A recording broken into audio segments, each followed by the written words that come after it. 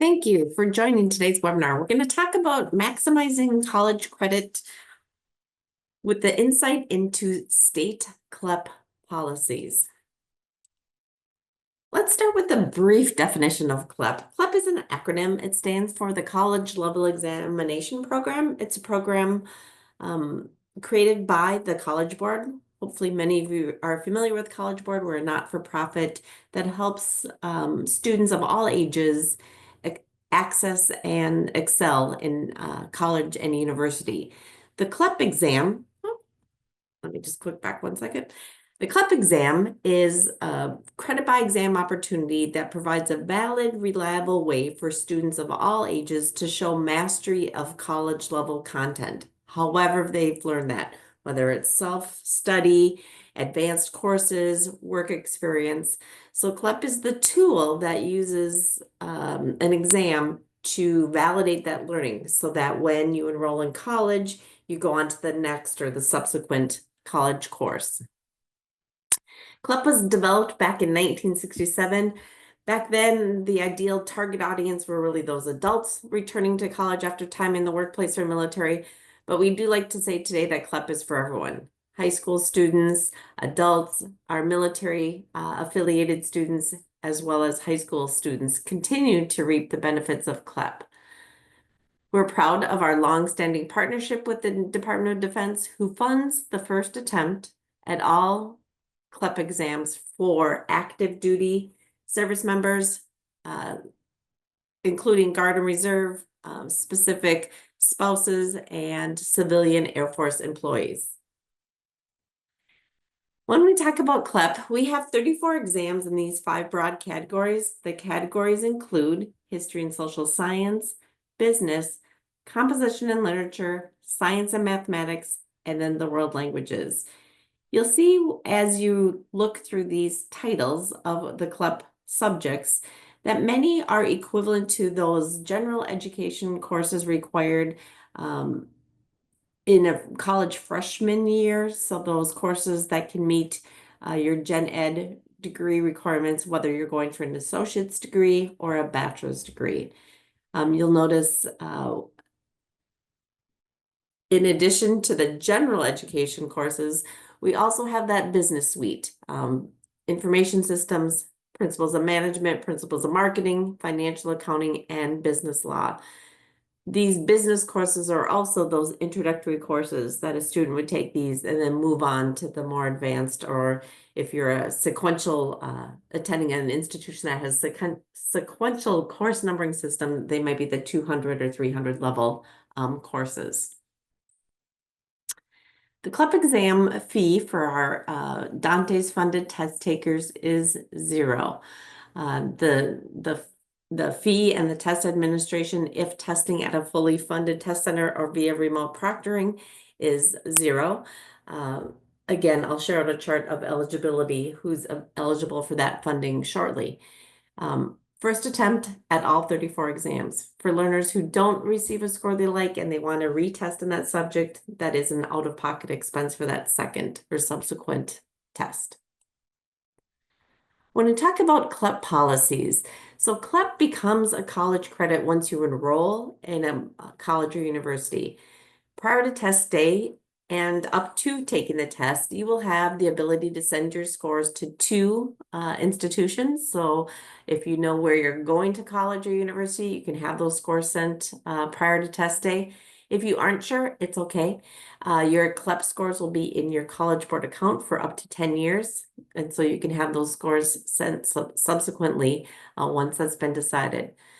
So again, CLEP becomes a college credit once you enroll. So it's important to know the policy of your institution.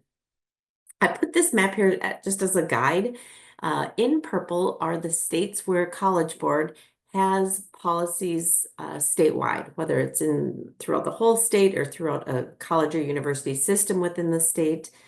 With that being said, those gray states here, if your college or university is in one of those gray states, that just means that the institution itself, so amongst the schools in Nevada, each institution creates and lists their own CLEP policy. Either way, it's important for you to do your due diligence to ensure that what CLEP exams will be accepted, what score is needed, and what course it equates to at that college or university.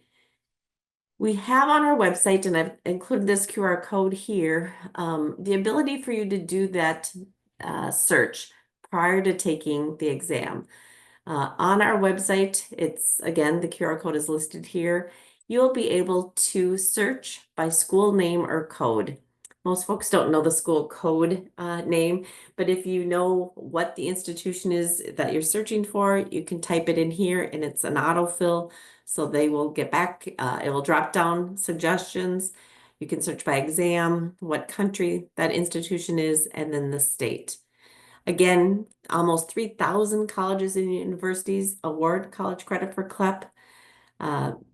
The policies on your institutional website may include other information about how to transcript, where to send a transcript, and other pieces like that. So it's important to look for that information. And I think the last note here on this slide where, oops, I keep clicking too fast. My apologies. Where it says for the most up-to-date CLEP information, be sure to check the institution's website. So this QR code will bring you to the College Board's CLEP policy. We rely on our partners, our higher ed partners, to update the policy. So if you don't see it here, it might not mean that they don't accept CLEP. It just might mean that they perhaps overlooked the step to let us know that. So if you're researching institutions, please, like it says here, go to that institutional website as well. I'm going to use here an example. So when you talk about a CLEP policy, students, if you're earning this college credit, you're not enrolled yet, you want to know what it is it will turn into once you enroll in the college. Here I'm using the Austin Community College as an example of a really clear, transparent policy.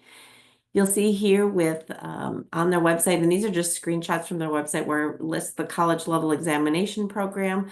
You'll see they list the topic areas on the left-hand side, the CLEP exam title, the score that's required to earn college credit. And again, CLEP is scored on a scale from 20 to 80, with ACE recommending 50 across all subjects.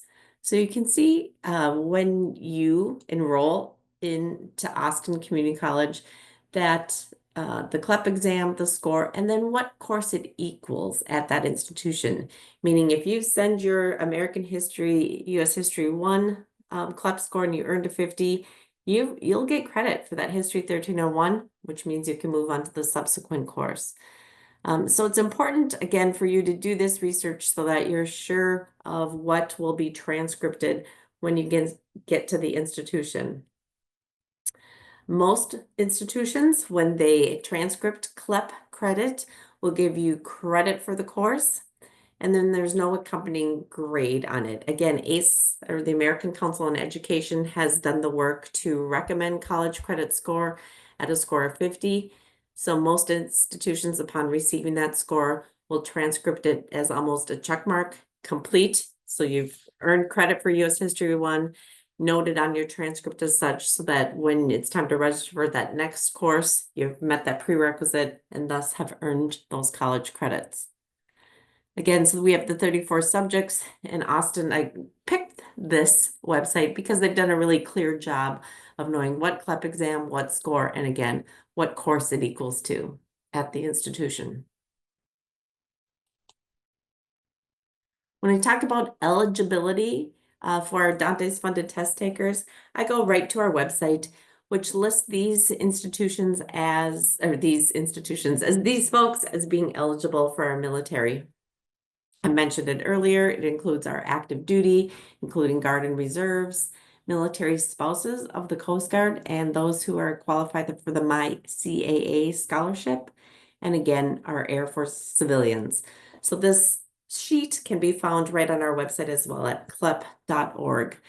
And that will provide information about who's funded, what the funding requirements are, and then what type of ID needs to be shown at the time of testing. Again, short and sweet session today around maximizing college credit for CLEP. I really think the important takeaway here is to look at those institutions that you're thinking about attending to ensure that you will indeed with that passing score, earn college credit at the institution of your choice. Thanks for your time today.